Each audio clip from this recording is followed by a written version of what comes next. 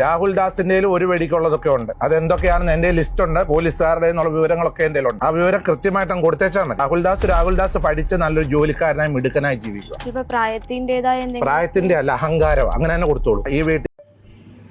Hello guys, കാണാൻ താല്പര്യമുള്ളവർക്ക് മാത്രം കുത്തിയിരുന്ന് വീഡിയോ കാണാം, അല്ലാത്തവർക്ക് സ്കിപ്പ് അടിച്ച് പോകാം.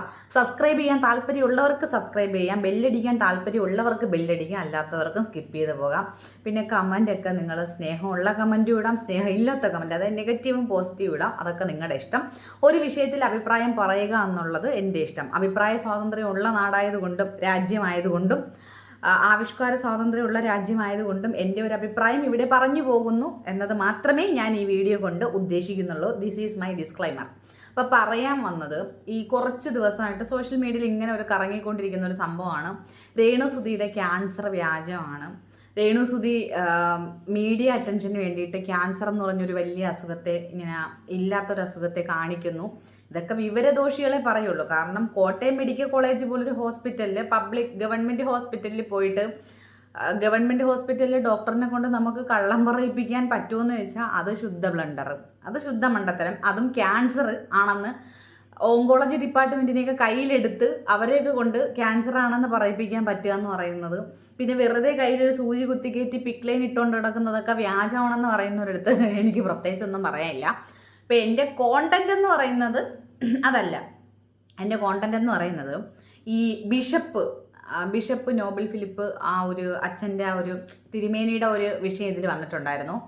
അതായത് കിച്ചു രേണുസുധി വളർത്തിയതായിരുന്നാലും അവരമ്മയാണ്, അമ്മയുടെ സ്ഥാനത്ത് തന്നെയാണ് ഇതുവരെയും കിച്ചു അമ്മയെന്നും രേണു മകനെന്നും കിച്ചു അമ്മയും തന്നെയാണ് പറഞ്ഞിട്ടുള്ളത്. അപ്പോൾ നമുക്ക് അത് മാറ്റി തിരുത്തി പറയേണ്ട ആവശ്യമില്ല. അവർ തമ്മിലുള്ളൊരു ഇഷ്യൂ, കിച്ചുവിന് രേണുവിനെ ഇനി മുന്നോട്ട് അമ്മയായിട്ട് അക്സെപ്റ്റ് ചെയ്യാനും മുന്നോട്ട് അവരുമായിട്ട് സഹകരിച്ച് പോകാനും ബുദ്ധിമുട്ടുണ്ടെന്ന് കിച്ചു പറഞ്ഞു. രേണു കിച്ചു കാണാൻ വന്നില്ല എന്നൊരു പരാതി പറഞ്ഞു. ഇവിടെ രേണു പറഞ്ഞ പരാതി ആൾക്കാർ ഭയങ്കരമായിട്ട് പൊക്കി പിടിച്ചു വെച്ചിട്ടുണ്ട്. അതായത് രേണു അങ്ങനെ പറഞ്ഞു, ആ പയ്യനെ എന്തോ ഇതിന് സൈബർ ബുള്ളിങ്ങിന് ഇട്ടുകൊടുത്തു എന്നൊക്കെ പറഞ്ഞ് കുറേ വിവരമില്ലാത്ത ആൾക്കാർ അങ്ങനെയും പറയുന്നുണ്ട്. ഈ ആളുകൾക്ക് എന്തിൻ്റെ ഇതാണെന്ന് എനിക്ക് മനസ്സിലാവുന്നില്ല. അതായത് അവർ പറഞ്ഞത്, കിച്ചു ഞാൻ വളർത്തിയ ഒരു മകനുണ്ട് 11 വയസ്സ് തൊട്ട്, എന്നെ കാണാൻ വന്നില്ല. അതായത് ആ സ്ത്രീ വണ്ടർലായിൽ ടൂറ് പോകാൻ കിടക്കുമല്ല, ഒരു കണക്കിന് മരണം കാത്ത് കിടക്കുന്നു എന്ന്. അവർ ഈ ഒരു ഇതിന്ന് രക്ഷപ്പെട്ടാൽ ഓക്കെ, അവർ സർവൈവ് ചെയ്ത് തിരിച്ചു വന്നാൽ അത് അവരുടെ ഭാഗ്യം. കാരണം 4th സ്റ്റേജാണ്. ക്യാൻസറിൻ്റെ 1 or 2 സ്റ്റേജൊക്കെ എന്ന് പറഞ്ഞ് നമുക്ക് കള്ളം പറയണം എന്ന് പറഞ്ഞാലും, ക്യാൻസർ എന്ന് പറയുന്നൊരു വലിയ രോഗത്തെ വെച്ച് ഒരാളെ കള്ളം പറയുമെന്ന് വിശ്വസിക്കാൻ മാത്രം മന്ദബുദ്ധിയല്ല ഞാൻ. ഇത് സിനിമയൊന്നും അല്ല. സ്ക്രിപ്റ്റ് എഴുതിയിട്ട് ഡോക്ടറെ സ്വാധീനിക്കുക, ലക്ഷക്കണക്കിന് രൂപ കൊടുക്കുക, സ്ക്രിപ്റ്റ് എഴുതുക, പറയിപ്പിക്കുക, ഇല്ലാത്ത അസുഖം ഉണ്ടെന്ന് പറയും. പുള്ളിപ്പുലികൾ മാട്ടിൻകുട്ടിയെന്ന് പറഞ്ഞ സിനിമയ്ക്കകത്ത് ഈ പിന്നെ കുഞ്ചാക്കോ ബോബൻ്റെ ചേട്ടൻ്റെ ക്യാരക്ടർ ചെയ്യുന്ന ഒരാൾക്ക് ഗ്യാസ് കയറിയിരിക്കുമ്പോൾ അത് കൊളസ്ട്രോൾ കൂടിയതാണെന്ന് പറയിപ്പിച്ചിട്ട് തൂമ്പായെടുത്ത് കിളയ്ക്കാൻ പറയുന്നത് പോലെ ഇത് സിനിമയൊന്നും അല്ല, സ്ക്രിപ്റ്റ് എഴുതി ചെയ്യാൻ. അപ്പോൾ അവരുടെ അസുഖത്തിൻ്റെ കാഠിന്യം കൊണ്ട് ഒരു പക്ഷേ ഞാൻ മരിച്ചു പോയാലോ, ഞാനിത് സർവൈവ് ചെയ്തില്ലെങ്കിലോ, എന്നെ അവനൊന്ന് കാണാൻ വന്നില്ലല്ലോ. സ്വന്തം അമ്മമാർ പോലും മക്കളെ കൊന്നു കളയുന്ന കാലഘട്ടം, സ്വന്തം അമ്മമാർ പോലും മക്കളെടുത്തൊരു അറ്റാച്ച്മെൻ്റ് ഇല്ലാത്തൊരു കാലഘട്ടത്തിൽ 11 വയസ്സ് തൊട്ട് നോക്കിയ ഒരു മകൻ എന്നെ കാണാൻ വന്നില്ലല്ലോ എന്ന് അവർ സ്വാഭാവികമായിട്ടും അവർ വിഷമിച്ചിട്ടുണ്ടെങ്കിൽ അവർക്കത് ഹൃദയത്തിൽ തട്ടിയിട്ട് തന്നെയായിരിക്കും. ഓക്കെ, ഇപ്പം രേണുസുധി പബ്ലിക്കായിട്ട് എന്തിനാണ് അങ്ങനെ ചോദിച്ചാൽ ചെറുക്കനെ നാണം കെടുത്തിയത് എന്നുള്ളതിനുള്ള മറുപടിയാണ് ഞാൻ ഇപ്പോൾ പറഞ്ഞത്. ഒരു പക്ഷേ അവരുടെ ആകുലത കൊണ്ടായിരിക്കാം അവരങ്ങനെ സംസാരിച്ചത്. ബൈദുബായ്, ഇവിടെ എൻ്റെ വിഷയം അതല്ല. എൻ്റെ വിഷയം എന്ന് വെച്ചാൽ ഇപ്പം ഈ ഫാദർ നോബൽ ഫിലിപ്പ് പറഞ്ഞൊരു കാര്യം, അതിൻ്റെ താഴെ പോയിട്ട് കുറേ ആൾക്കാർ പുള്ളിക്കാരനെ ഡീഗ്രേഡ് ചെയ്യുന്നുണ്ട്, കുറേ കുറ്റം പറയുന്നുണ്ട്. കിച്ചുവിനെ പറയാൻ താങ്കൾ ആരാണ്, താങ്കൾക്ക് ആരാണ് അധികാരം തന്നത്, താങ്കൾ ഒരു അച്ഛനാണോ, താങ്കൾ ബിഷപ്പാണോ അതോ വിഷമാണോ, വിഷത്തേക്കാൾ വിഷമാണ് ഇയാൾക്ക് ബിഷപ്പായിട്ടിരിക്കാനുള്ള ഒരു യോഗ്യതയില്ല എന്നൊക്കെ പറഞ്ഞ് പുള്ളിക്കാരൻ്റെ യോഗ്യത അളക്കാനും സർട്ടിഫിക്കറ്റ് കൊടുക്കാനും ഒക്കെ കുറേ ആൾക്കാർ കമൻറ്റ് ബോക്സിൽ ഈ കൊലവിളിയൊക്കെ കൂട്ടുന്നുണ്ട്. ഞാൻ ഫാദർ പറഞ്ഞൊരു ചെറിയൊരു കാര്യം ഞാനിവിടെ ഒന്ന് കേൾപ്പിക്കാം. ബിഷപ്പ് നോബൽ ഫിലിപ്പ് പറഞ്ഞൊരു ചെറിയ കാര്യം ഞാനിവിടെ ഒന്ന് കേൾപ്പിച്ചിട്ട് എൻ്റെ ഒപ്പീനിയൻ ഞാൻ പറയുന്നതായിരിക്കും. ഞാൻ ആദ്യമേ പറഞ്ഞു, കാണാൻ താല്പര്യമുള്ളവർക്ക് കാണാം, ഇല്ലാത്തവർക്ക് സ്കിപ്പ് ചെയ്ത് പോകാം. രേണുസുധി വിഷയമായതുകൊണ്ട് തന്നെ പലർക്കും കണ്ടിട്ട് നെഗറ്റീവ് അടിക്കാനായിരിക്കും താല്പര്യം. അതൊന്നും എൻ്റെ വിഷയമല്ല. അപ്പോൾ ഞാൻ ആദ്യം ഫാദർ പറഞ്ഞ എന്താണെന്നൊന്ന് കേൾപ്പിക്കാം. പറഞ്ഞു. അതൊക്കെ പറയുവാണെങ്കിൽ രാഹുൽ ദാസ് ചിലപ്പോൾ ഇച്ചിരി ബുദ്ധിമുട്ടേണ്ടതായിട്ട് വരും. ഞങ്ങളൊക്കെ അങ്ങ് ഇറങ്ങും. ഞങ്ങളല്ല, ഈ നാട്ടുകാർക്കെല്ലാം അറിയാവുന്ന, ഞാൻ ഈ നാട്ടിൽ ജീവിക്കുന്ന ആളാണ്. എന്നോട് നിരവധി പോലീസുകാർ എന്നെ വിളിച്ച പല കാര്യങ്ങൾ എൻക്വയറി ചെയ്തു. രാഹുൽ ദാസ് കൂടുതലൊന്നും നല്ലതാകാൻ ശ്രമിക്കേണ്ട, ആരും നല്ലതാകാൻ ശ്രമിക്കേണ്ട. ഇത് നിങ്ങൾ കൊടുക്കണം, മാറ്റമൊന്നും ചെയ്യേണ്ട. രാഹുൽ ദാസിന്റെ ഒരു വെടിക്കുള്ളതൊക്കെ ഉണ്ട്. അതെന്തൊക്കെയാണെന്ന് എന്റെ ലിസ്റ്റ് ഉണ്ട്, പോലീസുകാരുടെ എന്നുള്ള വിവരങ്ങളൊക്കെ എന്റെ ഉണ്ട്. ആ വിവരം കൃത്യമായിട്ടും കൊടുത്തേച്ചാൽ മതി. രാഹുൽ ദാസ് പഠിച്ച് നല്ലൊരു ജോലിക്കാരനായി മിടുക്കനായി ജീവിക്കുക. അത് രേണുസുതിയെ കൂടുതൽ അങ്ങ് കുടുംബത്തെ ചവിട്ടി താക്കാൻ ശ്രമിക്കുവാണെങ്കിൽ കൂടെ നിൽക്കാൻ ആൾക്കാരുണ്ട്. ഇവിടെ വീടുണ്ട്, ഇവിടെ റൂമുണ്ട്, വേണമെങ്കിൽ ഇവിടെ ഒന്ന് ജീവിക്കാം. അപ്പൊ പുള്ളിക്കാരൻ, അതായത് ഫാദർ പറഞ്ഞത് ഇത്രയാണ്: കിച്ചു മര്യാദക്കാണെങ്കിൽ ആ വീട്ടിൽ വന്ന് നിൽക്കാം, ഇല്ലാതെ കിച്ചുവിന് ഇവിടെ ഒരു അവകാശമില്ല, അത് രേണുവിന് കൊടുത്ത വീടാണ്, കിച്ചു ഇവിടെ വന്നിട്ട് ജാട ഇറക്കണ്ട, അങ്ങനെയൊക്കെയാണ് പുള്ളിക്കാരൻ ഇതിൽ സംസാരിച്ചിരിക്കുന്നത്.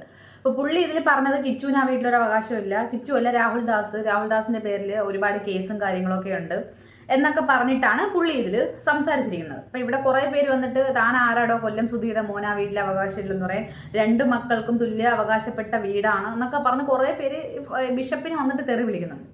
ഇതേ ബിഷപ്പ് തന്നെ ഷെഫീന ബീവി എന്ന് പറഞ്ഞൊരു വൃത്തികെട്ട ചാനലിൽ പോയിരുന്നിട്ട് രേണുവിന് എഗെയിൻസ്റ്റ് കമന്റ് ഇട്ടപ്പോഴും, ലൈവുകളിൽ കമന്റ് ഇട്ടപ്പോഴും, വീഡിയോയുടെ താഴെ പോയിട്ട് കമന്റ് ഇട്ടപ്പോഴും ആൾക്കാർ ഫുൾ സപ്പോർട്ടായിരുന്നു ഈ ഫാദറിന്. പക്ഷെ അതേ ഫാദർ തന്നെ കിച്ചുവിന് എഗെയിൻസ്റ്റ് പറഞ്ഞപ്പോൾ എല്ലാവരും കൂടെ ഫാദറിനെ വലിച്ചു കീറുന്നു. ഈ കിച്ചു എന്നു മുതലാണ് ജനങ്ങൾക്ക് സ്വീകാര്യനായത്? ഈ കൊല്ലം സുധിയുടെ മൂത്ത മകൻ കിച്ചു, എൻ്റെ ഒരു ക്വസ്റ്റ്യനാണ്, കൊല്ലം സുധിയുടെ മൂത്ത മകൻ കിച്ചു എന്നു മുതലാണ് ഈ ജനങ്ങളുടെ കണ്ണിലുണ്ണിയായത്?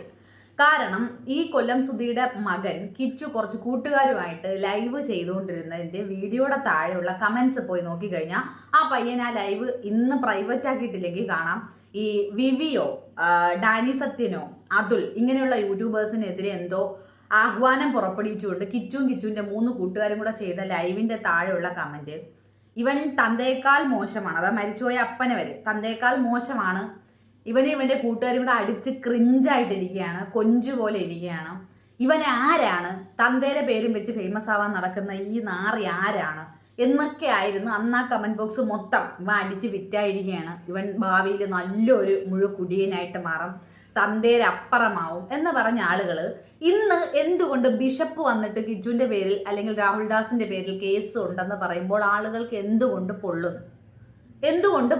ഞാൻ അതാണ് ചോദിക്കുന്നത്. ഉള്ള കാര്യമാണല്ലോ പറഞ്ഞത്. നിങ്ങൾ എന്തുകൊണ്ട് രേണുവിനെ വെറുക്കുന്നു? രേണു കുറച്ച് ക്ലീവേജ് ഒക്കെ കാണിച്ചു, കുറച്ച് നേവല് കാണിച്ചു. ഇതാണ് രേണു ചെയ്ത രാജ്യദ്രോഹ കുറ്റം. രേണു സുധി ചെയ്ത ഏറ്റവും വലിയ കുറ്റം ഇതാണ്.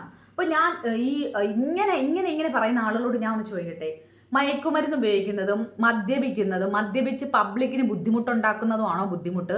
സ്വന്തം ശരീരഭാഗം കുറച്ച് പുറത്ത് കാണിക്കുന്നതാണോ ബുദ്ധിമുട്ട്?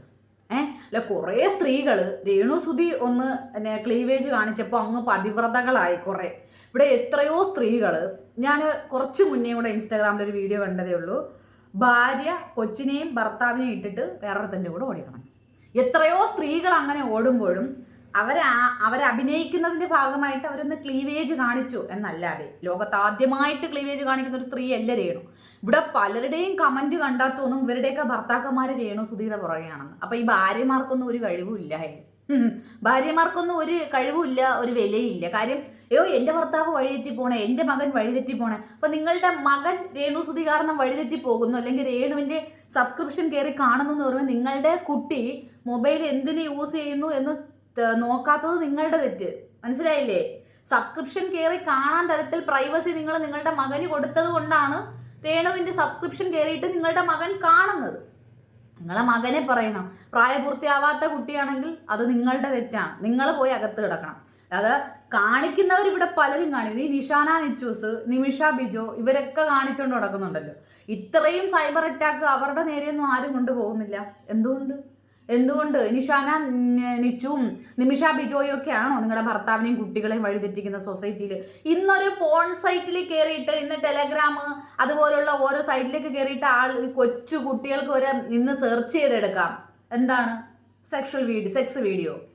ആ ഒരു കാലഘട്ടത്തിൽ ഒരു വിരൽ തുമ്പിൽ എല്ലാം ഇരിക്കുമ്പോൾ ഒരു രേണു സുധിയുടെ ക്ലീവേജ് മാത്രം നിങ്ങളെ ഭർത്താവിനെയും മക്കളെയും വഴിതെറ്റിച്ചെന്ന് പറയുന്നത് എന്ത് നോളജിന്റെ അടിസ്ഥാനത്തിലാണെന്ന് എനിക്ക് മനസ്സിലാവുന്നില്ല. ആ സ്ത്രീ ക്യാൻസർ ബാധിതയായപ്പോഴും പറഞ്ഞ് അവരുടെ കയ്യിലിരിപ്പ് കൊണ്ടാണ്. ഇത്തിരി ഇല്ലാത്ത കുഞ്ഞുങ്ങൾക്കൊക്കെ ക്യാൻസർ വരുന്നത് അവരുടെ കയ്യിരിപ്പ് കൊണ്ടാണല്ലോ. അപ്പോൾ അത് ശരി, അതിലും മലയാളികളെല്ലാം തികഞ്ഞവരാണ്. രേണുവിന് ഒരു തട്ട്, കിച്ചുവിന് ഒരു തട്ട്. ഇവിടെ കിച്ചു ചെയ്തത് ശരിയാണെന്ന് നിങ്ങൾ ആരെങ്കിലും അംഗീകരിക്കുന്നുണ്ടോ? ക്യാൻസർ ബാധിതയായി കിടക്കുന്ന ഒരു സ്ത്രീ എന്നെ കാണാൻ മകൻ വന്നില്ല എന്ന് പറയുന്ന സമയത്ത് കിച്ചു പോയിട്ട് ഉടനെ അവർ മുമ്പ് ചെയ്തൊരു ലൈവ് എടുത്ത് കാണിച്ചിട്ട് ഇതുകൊണ്ടാണ് ഞാൻ പോകാത്തതെന്ന് പറയുമ്പോൾ അവർ മുമ്പ് ചെയ്ത ലൈവുകളുടെ, മുമ്പ് അഭിനയിച്ച ആൽബങ്ങളുടെയൊക്കെ ഒരു പങ്ക് പറ്റിയിട്ടാണ് സംസാരിക്കുന്നതെന്നുള്ള ബോധം കിച്ചുവിന് വേണമായിരുന്നു. അത് പറയുമ്പോൾ എന്തുകൊണ്ട് പൊതുജനങ്ങൾക്ക് പൊള്ളുന്നു? ഞാൻ വ്യക്തവും ശക്തവുമായിട്ടാണ് ചോദിക്കുന്നത്. അങ്ങനെ ഇപ്പം നമ്മളൊരാളെ കുറ്റം പറയുമ്പോൾ അയാളുടെ ഒന്നും നമ്മൾ കൈപ്പറ്റിയിട്ടുണ്ടാവരുത്. കൈപ്പറ്റിയിട്ട് കുറ്റം പറയുന്നത് തെണ്ടിത്തരമാണ്. രേണുവിൻ്റെ ചെലവിൽ തിന്നതാണോ? പൈസ രേണുവിൻ്റെ നിന്ന് ഗൂഗിൾ പേ ചെയ്ത് അവൻ മേടിച്ചിട്ടുണ്ടോ? അവൻ്റെ പേരിൽ കേസുണ്ടോ? അവൻ്റെ പേരിൽ കേസുള്ളതും എല്ലാം പുറത്തു വിട്ടത് ഇതേ ഷെഫീന ബീവി എന്ന് പറയുന്ന ഫ്രോഡ് തള്ളയാണ് അല്ലേ? മദ്യപിച്ചിട്ടുണ്ട്, അച്ഛനേക്കാൾ മോശം, സുധിയേക്കാൾ മോശം എന്ന് പറഞ്ഞ് കിച്ചുവിനെതിരെ ആദ്യം വീഡിയോ ചെയ്യുന്നതും ഈ ഷെഫീന എന്ന് പറയുന്ന ഫ്രോഡ് ലേഡിയാണ്. അതവിടെ നിൽക്കട്ടെ. ഇപ്പൊ ഫാദർ പറഞ്ഞൊരു കാര്യം, വീടിന്റെ കാര്യം പറഞ്ഞു. കുറെ പേര് ഫാദറിനോട് ചോദിക്കുന്നുണ്ട്, കൊല്ലം സുധിയുടെ മകൻ അവിടെ വരാൻ പാടില്ല എന്ന് പറയുന്ന ഇയാൾ ആരാന്ന്? കൊല്ലം സുധി മരിക്കുമ്പോൾ വാടക വീട്ടിലായിരുന്നു. ഓക്കെ, കൊല്ലം സുധി മരിച്ചു പോകുമ്പോൾ വാടക വീട്ടിലായിരുന്നു.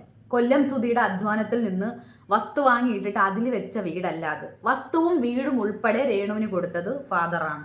കാരണം സുധി എന്ന് പറയുന്ന കലാകാരന്റെ വിധവയായത്, അത് തന്നെയാണ് കാരണം, വിധവയായത് കൊണ്ട്. ഓക്കെ, കിച്ചുവിനും കൂടെ വേണ്ടി തന്നെയാണ് ആ വീട് കൊടുത്തത്. ഇപ്പോൾ നിലവിൽ കിച്ചു രേണുവിന് വേണ്ടാന്ന് പറയുന്നിടത്ത് രേണുവിന്റെ ചെറിയ മകൻ ഋതപ്പനും ഒരു ഷെൽട്ടർ വേണം അവർക്ക് താമസിക്കാൻ. അപ്പോൾ ഫാദർ വെച്ചു കൊടുത്ത വീട് അവിടെ ആര് വരണം, പോണം, താമസിക്കണം എന്ന് അയാൾ തീരുമാനിക്കും. ഇപ്പൊ ഫാദർ പറയുവാണ്, ഇത് ഞാൻ കിച്ചുവിൻ്റെ രേണുവിൻ്റെയും ഋതപ്പൻ്റെയും പേരിൽ മാത്രം എഴുതുന്നു എന്ന് പറഞ്ഞാൽ കിച്ചുവിനവിടെ അവകാശങ്ങളൊന്നുമില്ല. കാരണം അത് കൊല്ലം സുധി സമ്പാദിച്ചതല്ല. മലയാളി സമൂഹമേ അതെങ്കിലും ഒന്ന് മനസ്സിലാക്കൂ. ആ വീട് കൊല്ലം സുധിയുടെ സമ്പാദ്യമല്ല, അതവർക്ക് ആ സഭ, ആ തിരുമേനി കൊടുത്തതാണ്. കുറേ സുമനസ്സുകളുടെ നിന്ന് ഇതാക്കി വെച്ചു കൊടുത്തതാണ് വീട്. അപ്പോൾ ആ കൊടുത്ത ആൾക്കാർക്ക് അത് അവിടെ ആര് താമസിക്കണം എന്നുള്ള അതും ഉണ്ട്. മനസ്സിലായില്ലേ? അപ്പോൾ നിങ്ങൾ ഈ പുള്ളിക്കാരൻ, അതായത് പുള്ളിക്കാരൻ എന്ന് പറഞ്ഞാൽ തിരുമേനി കിച്ചു അവിടെ വരാൻ പാടില്ല എന്ന് പറഞ്ഞപ്പോൾ അത് പറയാൻ ഇയാൾ ആരാന്ന് ചോദിക്കും. നമ്മൾ മണ്ടന്മാരാ, നമ്മൾ പൊട്ടം, നമ്മൾ വിവരമില്ലാത്തവരാ. പുള്ളിക്ക് അത് പറയാനുള്ള റൈറ്റ് ഉണ്ട്. മനസ്സിലായില്ലേ? കാര്യം കൊല്ലം സുധി വാങ്ങിച്ചിട്ട വസ്തുവിൽ വെച്ച വീടല്ല എന്ന് ഞാൻ നേരത്തെ ഓൾറെഡി പറഞ്ഞു. അത് പുള്ളി കൊടുത്താണ്. കൊല്ലം സുധി പോകുമ്പോൾ രേണു സുധിക്ക് കൊടുത്തിട്ടുണ്ടായിരുന്നത് 2 മക്കളെ, ഒന്ന് ആദ്യ ഭാര്യയിലുള്ള ഒരു മോനെയും 2 രേണുവിലുള്ള ഒരു മകനെയും കുറച്ച് കടബാധ്യതകളുമാണ്. അതിന് തീർക്കാനുള്ള നെട്ടോട്ടത്തിൽ ആ സ്ത്രീ എന്തൊക്കെയോ കാട്ടിക്കൂട്ടി. അതിൻ്റെ ഇടയിൽ അവർക്ക് ക്യാൻസർ വന്നു. അവർക്ക് ഓൾറെഡി ക്യാൻസർ സ്ഥിരീകരിച്ച സമയത്ത് അവർ എന്തൊക്കെയോ കൂടുതൽ പൈസ ഉണ്ടാക്കാൻ വേണ്ടി സബ്സ്ക്രിപ്ഷനോ എന്തൊക്കെയോ തുടങ്ങി. നമുക്ക് ആർക്കും അത് അംഗീകരിക്കാൻ പറ്റില്ല. കാര്യം നമ്മുടെയൊക്കെ ഭർത്താക്കന്മാർ രേണു സുധി കാരണം വഴിതെറ്റി പോവുകയാണ്. അപ്പോൾ നമുക്ക് അംഗീകരിക്കാൻ ബുദ്ധിമുട്ടുണ്ടല്ലേ? എന്തൊരു മെൻറ്റാലിറ്റി, ചിലരുടെയൊക്കെ ചിന്താഗതി ഉണ്ടല്ലോ. ഇവിടെ ഭയങ്കര ക്യാഷുള്ള ദീപിക പദുക്കോണും നയൻതാരയൊക്കെ ബിക്കിനിയിട്ട് നടന്നാലും നമുക്ക് പ്രശ്നമില്ല. അതൊന്നും കണ്ടാൽ നമ്മുടെ ഭർത്താക്കന്മാർ വഴി തെറ്റൂല. പക്ഷേ രേണുവിൻ്റെ സബ്സ്ക്രിപ്ഷൻ ഒളിച്ചു കയറി കണ്ട് നമ്മുടെ ഭർത്താക്കന്മാർ വഴി തെറ്റും. അങ്ങനെയാണെങ്കിൽ നിങ്ങളൊക്കെ ലോക തോൽവികളായ ഭാര്യമാരെന്ന് വേണം പറയാം. രേണുവിൻ്റെ ഇത് സബ്സ്ക്രിപ്ഷൻ കണ്ടിട്ട് നിങ്ങളുടെ ഭർത്താവ് വഴി തെറ്റുന്നുണ്ട്. അപ്പം നിങ്ങളെയൊന്നും കൊണ്ട് നിങ്ങളുടെ ഭർത്താക്കന്മാർക്കൊരു ഗുണവും ഇല്ല. അതുകൊണ്ടാണല്ലോ ഏതെങ്കിലും സ്ത്രീയുടെ സബ്സ്ക്രിപ്ഷൻ കയറി കാണുന്നത് അല്ലേ? നീ ഇത് പറയുന്നതിൻ്റെ പേരിൽ എൻ്റെ നേരെ കുരച്ചുകൊണ്ട് പൊങ്കാല ഇട്ടുകൊണ്ട് വന്നാലൊന്നും എനിക്ക് യാതൊരു പ്രശ്നമില്ല. അഭിപ്രായം എവിടെയായിരുന്നാലും പറയാനുള്ളതാണ്. ഈ ഒരു വിഷയത്തിൽ ഫാദറിൻ്റെ നേരെ സൈബർ അറ്റാക്ക് ഉണ്ടായതുകൊണ്ട് എൻ്റെ ഒരു അഭിപ്രായമായിട്ട് ഞാനിത് പറഞ്ഞു പോകുന്നു. അത്രയേ ഉള്ളൂ. വീഡിയോ ഇഷ്ടപ്പെട്ടാൽ സപ്പോർട്ട് ചെയ്യുക, സബ്സ്ക്രൈബ് ചെയ്യുക, ലൈക്ക് അടിക്കുക. വേറൊരു വീഡിയോ ആയിട്ട് കാണാം.